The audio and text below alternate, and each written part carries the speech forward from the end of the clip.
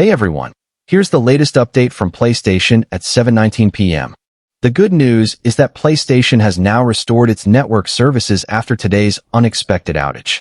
If you were unable to sign in, seeing the service busy, error, or having trouble playing online, those issues should now be resolved for most players.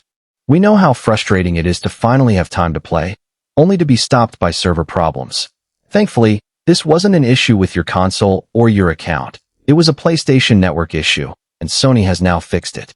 If you're still experiencing problems, don't panic. Simply restart your PS5 or PS4, sign out and back into your PlayStation network account, and make sure your internet connection is working properly. In some regions, the update may take a little longer to fully roll out, so waiting a few more minutes may also help. Thanks for your patience throughout today's outage. If this update helped you, don't forget to like the video, subscribe for the latest PlayStation news and fixes, and I'll see you in the next one. Happy gaming!